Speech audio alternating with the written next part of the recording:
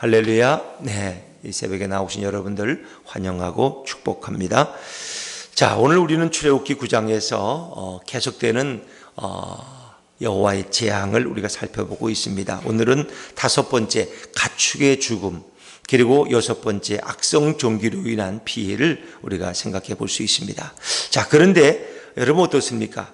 첫 번째는 피해 재앙, 두 번째는 개구리 재앙, 세 번째는 뭐예요? 이의 재앙, 그리고 네 번째는 파리 재앙입니다. 뭐 이런 것들은 좀 불편함을 주는 거예요. 좀 불편하고 잠을 못 자고 식사를 하지 못하고 이렇게 좀 괴로운 시간을 보내는 거죠. 그런데 이 5번째부터는 죽음이라고 하는 거예요. 죽음입니다. 가축의 죽음. 이건 다르죠. 문제가 다르죠. 10번째는 마지막에 뭐예요? 장자의 죽음이에요. 애굽의 장자의 죽음. 그러니까 하나님은 그 농도를 점점 한 단계 한 단계 올려가신다는 거죠. 바로가 점점 완악해지고 강팍해져서 이스라엘 백성을 보내기를 거절할 때 하나님은 그 농도를 점점 더 깊이 해서 결국 그들이 견디지 못하고 돌려보내게 하는 것이죠. 근데 하나님은 참 인격적인 하나님이시다. 하나님은 늘 경고하세요. 이제 내가 이렇게 너희가 빨리 이스라엘 백성을 광야에 보내서 나를 섬기게 하라. 나를 예배하게 하라. 그러면 아무 일도 없다.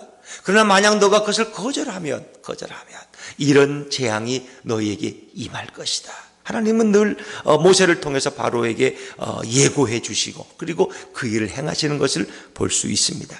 그러나 바로의 마음이 얼마나 강팍한지 그는 계속해서 그 마음을 바꿔가는 모습을 볼 수 있죠. 자, 이제 5번째 하나님이 허락하시는 이 재앙이 뭘까? 우리 3절, 4절 말씀을 합니다. 3절, 4절입니다. 3절, 4절. 시작. 이 여호와의 손이 들에 있는 내 가축 곧 말과 나귀와 낙타와 소와 양에게 더하리니 심한 돌림병이 있을 것이며 여호와가 이스라엘의 가축과 애굽의 가축을 구별하리니 이스라엘 자손에게 속한 것은 하나도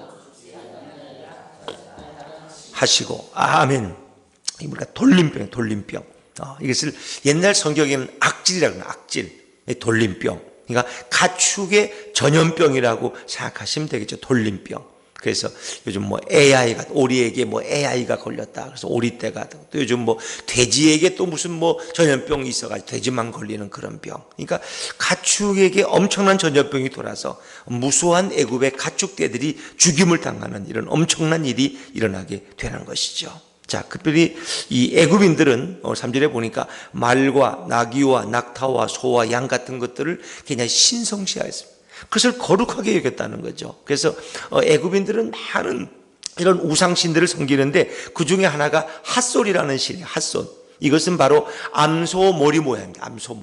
암소머리 모양의 신인데 가축을 상징하는 거예요. 그리고 가축들을 보호하고 가축들을 돌보는 그런 신이 바로 이 핫솔이라는 신이라는 겁니다. 자, 그런데 이제 그들의 재산 1호로 여기던 가축떼들이 넘어지는 엄청난 상황을 경험하게 되는 겁니다. 가축떼들이 죽어나가는 것입니다. 그들의 재산 1호, 이 모든 낙타, 나귀, 소와 양들이 하루아침에 여러분 전염병으로 죽어나간다고 생각해요. 그 충격은 이루 말할 수 없는 것입니다. 이것은 애굽인들에게 어떤 느낌을 주는 겁니까? 그들을 보호해 준다고 믿었던 신들이 오히려 하나님의 심판 앞에서, 여호와의 심판 앞에 너무나 무기력하다는 거예요. 아무런 힘도 능력도 없다는 것입니다. 여호와의 능력 앞에서. 오늘 보니까 3절에 여호와의 손이 그랬습니다. 여호와의 손이라는 건 여호와의 능력, 여호와의 권능이라는 것이죠. 하나님의 능력의 오른손, 이런 것처럼 여호와의 손은 하나님의 권세와 능력을 의미하는 거예요. 이 하나님의 능력 앞에 이 애굽이 그들이 섬기는 가축신들이 여지없이 넘어져 간다. 우리가 믿는 우상들은 얼마나 무기력한가. 아무 힘과 권능이 없잖아. 저 여호와의 능력 앞에 아무런 힘을 발휘하지 못하잖아. 그들은 그것을 깨달았다는 거예요. 그런데 더 놀라운 것은 4절에 보니까 이스라엘의 가축과 애굽의 가축을 구별하리니. 이 모든 전염병은, 이 악질은 애굽의 가축에게만 생겼지 놀랍게도 이스라엘 자손에게 속한 것은 하나도 죽지 아니하리라. 하나도, 한 마리도. 이거 뭐예요? 그러니까 하나님의 심판은 너무나 정확하다는 거죠. 우리가 생각할 때 하나님이 이렇게 불신자들을 심판하시다가 믿는 우리를 나를 그냥 잘못 몰라보고 하나님이 좀 착각을 일으켜서 그런 일이 없을까? 그런 일은 있을 수 없다는 거죠. 하나님은 너무나 정확하신 분이에요. 정확하신 분.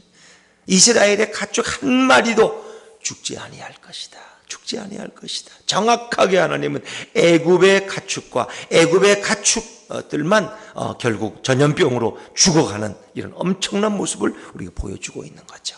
이것은 우리가 마지막 때가 돼서 하나님이 신자와 불신자들을 구분하실 때, 그렇죠. 어둠과 광명을, 의와 불의를, 신앙과 불신앙을, 지옥과 천국을 구별하실 때 거긴 1mm의 오차도 있을 수 없다. 하나님은 너무나 정확하신 분이다. 오죽 했으면 성경은 그분은 우리의 머리카락까지도 세시는 분이다. 머리카락까지도 세시는 분이다. 그 정확하신 분에게 결코 실수란 있을 수 없다 하는 거죠. 다섯 번째 재앙은 가축의 떼죽음을 의미합니다. 자, 그런가 하면 이제 여섯 번째 재앙으로 넘어가면 악성종기가 생겨서, 악성종기 일종의 피부병입니다. 욥에게 있었던 그런 악성종기병, 기왓장으로 자기 몸을 긁고 진물이 흐르고 고름이 나고 이런 괴로움 견딜 수 없는 그런 여섯 번째 재앙이 곧 임하게 되죠. 자, 우리 8절과 9절 말씀 한번 읽어볼까요? 8절과 9절입니다. 시작. 여호와께서 모세와 아론에게 이르시되 너희는 화덕에 제 두 웅큼을 가지고 모세가 바로의 목전에서 하늘을 향하여 날리라. 그 재가 애굽 온 땅에 티끌이 되어 애굽 온 땅의 사람과 짐승에게 붙어서 악성 종기가 생기리라. 아멘. 여기 보니까 8절에 여호와께서 모세와 아론에게 너희는 화덕의 제 두 웅큼. 화덕이라는 게 뭘까요? 화덕. 쉽게 말하면 풀무입니다. 풀무. 우리가 벽돌을 굽는 풀무, 또 이렇게 쇠를 녹이는 이런 풀무를 생각하시면 됩니다. 뭐 이런 화덕이란 말은 요즘에 피자집에 가도 화덕이 있어요. 화덕이 있어요. 그래서 요즘 화덕에다 집어넣어서 깨낸 이 피자는 더 맛있고 더 얇고 뭐 바삭바삭한 그런 특징이 있는 것이죠, 여러분. 이 화덕의 제 두 웅큼을 가지고 바로의 목전에 던졌더니 그것이 뭐예요? 티끌이 되었는데 그 티끌이 애굽인들의 가축과 사람에게 붙어서 악성 종기가 되었다. 이 피부병이 발생했다. 피부병. 예전에 참 이 피부병이 많았어요. 피부병이 많고 또 이 종기가 많았죠. 종기가. 그래서 제가 어릴 때도 뭘 잘못 먹으면 그렇다 그러는데 왜 인삼 같은 거 이렇게 뿌리를 그냥 먹으면 뭐 이렇게 종기가 생긴다고도 부모님들 그래요. 그래서 뭘 잘못 먹었는지 막 머리도 나고 이렇게 해서 고생했던 기억들은 있어요. 그거 뭐 종기 짤 때마다 얼마나 애씁니까? 특히 거기에 좋은 약이 뭐였죠?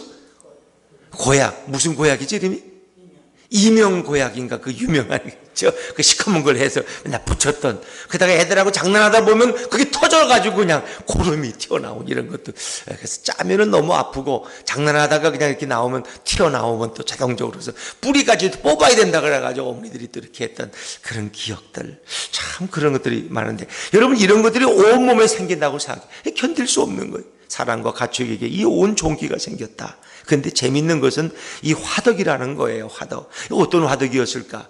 어떤 주석가들의 이야기를 들어보면 이것은 벽돌을 굽는 가마, 그 풀무의 화덕이었을 것이다. 벽돌. 이 벽돌이라는 건 뭐예요, 여러분? 결국 이스라엘 백성들이 벽돌 굽는 일로 강요당해서 그들에게 뭡니까? 제도 집도 주지 않고 이 벽돌을 굳게 해서 그들이 그 비돔성을 세우고 뭐 람세성을 세우는데 그냥 엄청나게 고생을 하다가 병들어 죽어간 것이 바로 이 풀무입니다. 풀무. 이 풀무의 제들. 또 어떤 주석가들은 거기에 어떤 그 애굽인들이 숭배하는 신 가운데 이런 풀무, 어떤 그 신의 이름이 있는데 그 뒤프라고 하는 그 사악한 신은 신에게 드렸던 제단이 이 어떤 화덕이었을 것이다. 이렇게 해석하는 분들도 있습니다. 그들이 우상에게 숭배하던 제단의 어떤 그것이 화덕이든 아니면 이스라엘 백성을 괴롭히는 도구로 사용되었던 벽돌 굽는 화덕이었던 그것은 뭐예요? 하나님 앞에 죄악이라는 것입니다. 다른 사람을 괴롭히고 학대하는 것, 또 우상에게 숭배하는 장소였다면 이제 애굽인들은 그 죄값을 치러야만 했어요. 그 화덕의 재를 두 웅큼 가지고 뿌렸더니 그것이 종기가 되어서 애굽인들의 가축과 사람에게 달려붙어서 그들이 큰 고통을 당했다. 그것은 뭐예요? 인간은 자기 죄에 대한 책임을 져야 한다는 것입니다. 결국 그들이 뿌린 그 죄의 책임을 그들은 져야만 했다는 거죠. 여러분, 죄는 없어지는 것이 아닙니다. 누군가 그 죄에 대한 대가를 치러야 된다는 것입니다. 그래서 그 화덕에 재를 뿌릴 때 악성 종기가 나서 애굽인들이 고통을 당한 것은 이런 어떤 영적인 의미를 가지고 있다는 것입니다. 어찌 보면 우리 인간들이 지은 죄가 있습니다. 그리스도께서는 우리가 짊어져야 될 짐, 죄의 짐을 대신 지셨습니다. 우리 안에 있는 작은 죄의 티끌들을 우리 주님은 말끔히 털어내신 것입니다. 우리 안에 있는 죄의 그 티끌들. 그 티끌이라는 것은 가장 그 흙의 작은 단위 아닙니까? 우리가 셀 수 없는 그 많은 무수한 죄의 티끌들도 우리 예수님께서는 우리를 위해 대신 십자가에 죽으셨다는 것입니다. 성도들은 더 이상 죄에 매여 이제 종로로 탈 필요가 없는 것입니다. 우리가 범죄했을 때마다 하나님 앞에 나와 회개하면, 예수 그리스도의 보혈을 의지하고 회개하면 우리는 모든 죄책으로부터 완전히 해방될 줄로 믿습니다. 애굽인들은 그들이 행했던 이 모든 죄의 하나하나, 그 티끌 하나하나를 다 그들의 온몸으로 그 죄의 대가를 치루어야만 했습니다. 그런가 하면 우리를 믿는 자들은 예수 그리스도의 십자가의 보혈의 공로를 통해서 우리의 더러운 죄의 티끌들이 용서받고 우리가 해방되고 자유함 받을 수 있다는 것이 얼마나 놀라운 일인가. 오늘도 우리를 죄의 티끌로부터 해방시키신 우리 주님을 마음껏 찬양하시기를 주의 이름으로 축원합니다. 그래서 우리의 삶은 그 주님을 찬양하는, 그 예수님의 성호를 높여드리는 것입니다. 그분이 나의 죄를 이렇게 사하시다니, 나의 모든 죄의 짐을 지고 그분이 십자가에서 이렇게 죽으셨다가 부활하심으로 나에게 영원한 자유와 해방과 생명을 주시다니, 우리 예수님은 얼마나 위대하신 분인가. 우리는 그 주님을 생각하고 또 생각해도 우리는 찬양과 감사밖에 올려드릴 것이 없다 하는 것입니다. 그런데 이 놀라운 이 악성 종기가 결국 어떤 사람들에게도 붙었느냐. 11절 말씀을 한번 보실까요? 11절입니다. 11절 시작. 요술사들도 악성 종기로 말미암아 모세 앞에 서지 못하니 악성 종기가 애굽 모든 사람에게 생겼음이라. 아멘. 그랬습니다. 요술사들에게까지 악성 종기가 달라붙었다는 거예요.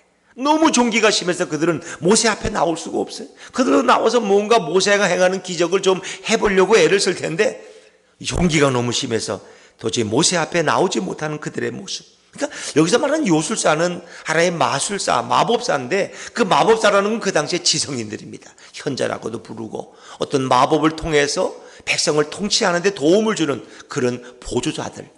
더더욱 또 뭐예요?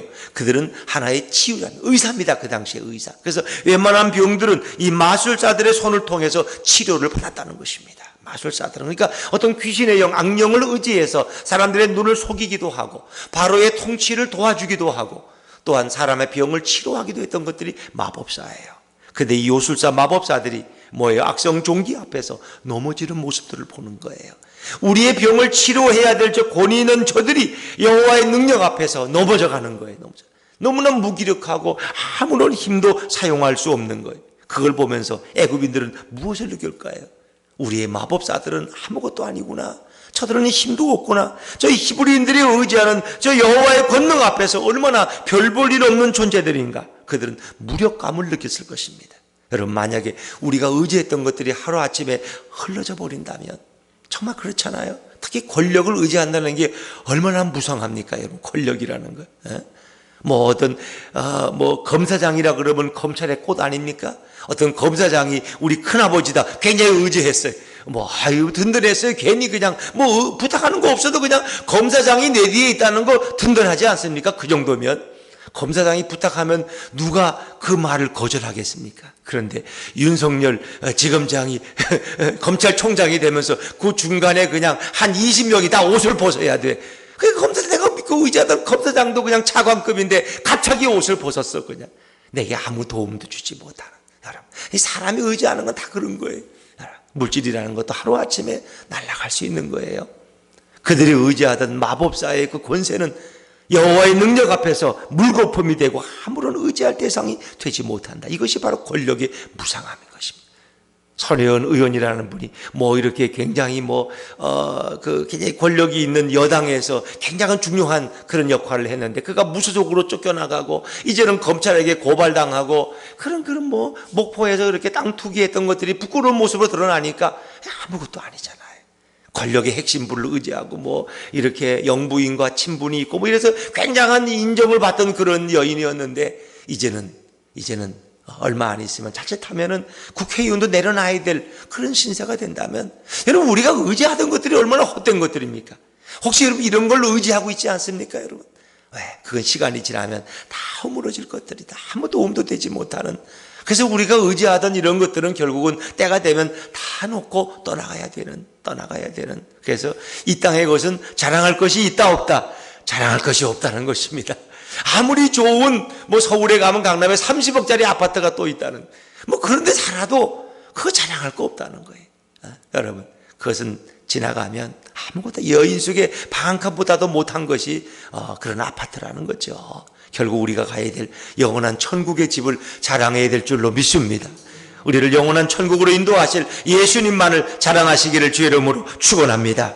이 모든 것은 별 볼 일 없다는 것입니다. 오늘 바로의 마음은 강팍해서 또 약속했던 것을 또 거짓되이 어기고 그렇습니다. 그의 마음이. 여러분 그가 만약에 순종했더라면 그의 아들만은 구할 수 있었을 텐데 만약 바로의 아들 장자가 그의 무남동료 외아들이었다면 어땠을까요? 외아들이었다면 그게 죄를 이을 아들인데 그 아들이 10번째 재앙으로 죽었다면 얼마나 비극이었을까요? 그가 좀 더 일찍 순종했더라면 우리도 마찬가지입니다.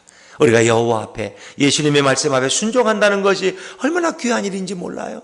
순종하면 너무 마음이 편해요. 순종하면 그때부터 주님이 일하시는 거예요. 순종하면 그때부터 주님이 책임지시는 거예요. 근데 내가 붙들고 있는 한은 계속해서 그 농도가 깊어지는 거예요. 나중에는 결국 포기할 수밖에 없는 바로처럼 마지막에는. 그래서 우리가 혹시 뭔가 알지 못하지만 움켜잡고 있는 것이 있다면 빨리 놓아버리시고 주님 앞에 항복하시기를 주의 이름으로 축원합니다. 그게 지혜로운 거예요.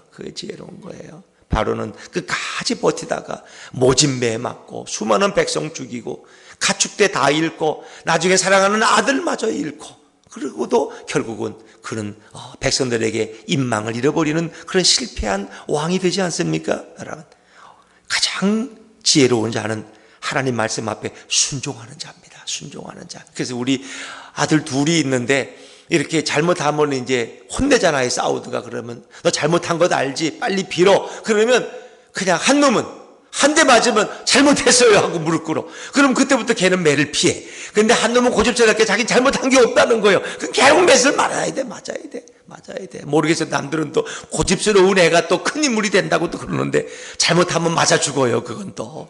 그죠? 그런 위기는 모면하는 거예요. 요즘 아이들이 얼마나 무서워요.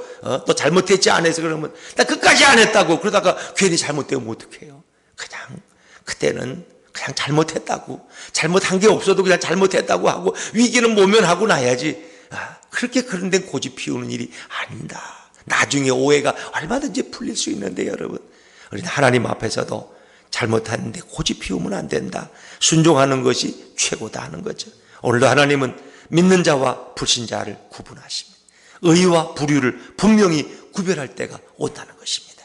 오늘도 예수님을 모시고 살아가는 축복과 승리의 하루가 되시기를 주의 이름으로 축원합니다. 기도하겠습니다.